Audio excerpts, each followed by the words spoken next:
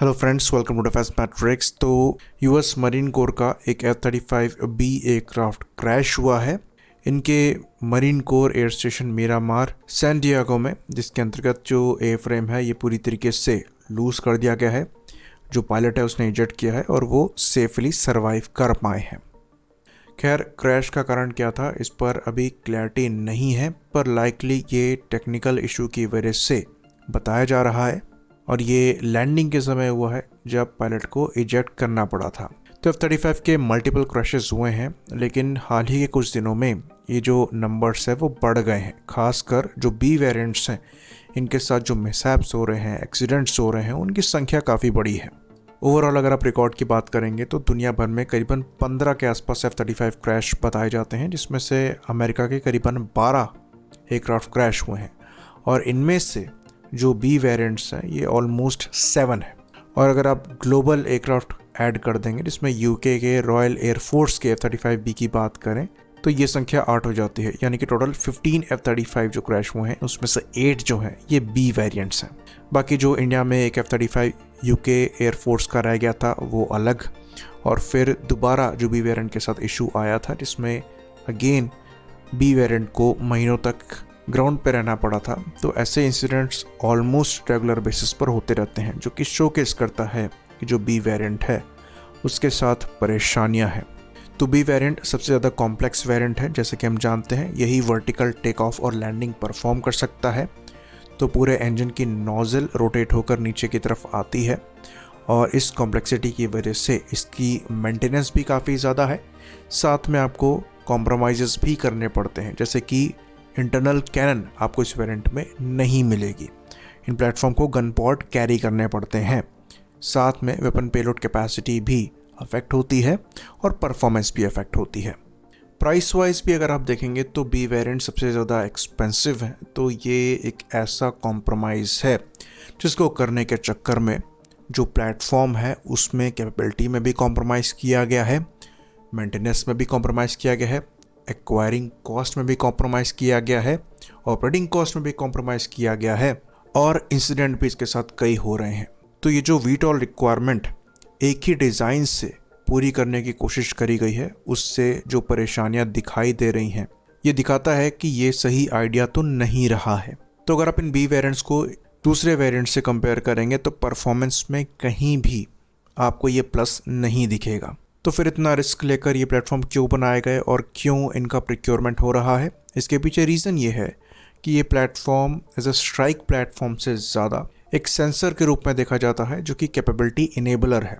यहाँ पर जो एवियोनिक स्वीट आता है वो दूसरे प्लेटफॉर्म की इफेक्टिवनेस को इंक्रीज करता है। साथ ही साथ जो हैरियर ऑपरेटर्स थे जिन्होंने वीटॉल इस्तेमाल किए हुए हैं उनकी short take off vertical landing platform की रिक्वायरमेंट थी, उसको पूरा करने के लिए F-35 जैसा कॉम्प्रोमाइज़ यहाँ पर किया गया है। लेकिन जिस तरीके की हालत इस प्लेटफॉर्म को लेकर नज़र आ रही है उसको देखकर इस प्रोग्राम को पूरी तरीके से सक्सेसफुल तो नहीं बताया जा सकता। तो F-35 प्रोग्राम को एक केस स्टडी के रूप में भी देखा जाता है, जिसमें एक ही डिज़ाइन से 3 रिक्वायरमेंट्स को पूरा करने की कोशिश करी गई और इसमें से एक ही रिक्वायरमेंट ये प्लेटफॉर्म ढंग से पूरी कर पाता है और वो ए वेरिएंट की होगी। सी वेरिएंट के साथ भी यूएस नेवी बहुत ज़्यादा सेटिस्फाइड नहीं है और अभी भी FA-18 सुपर हॉर्नेट पर रिलाई करती है।